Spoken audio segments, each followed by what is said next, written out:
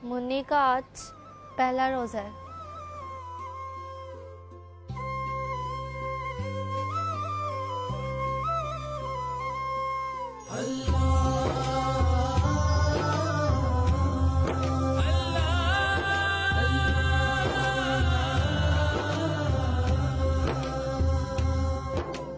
वो रहीम वो है मेहरबान,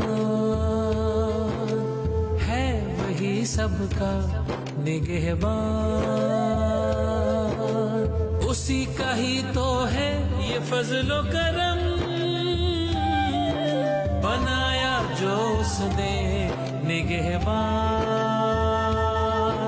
बनाया जो उसने निगहबान।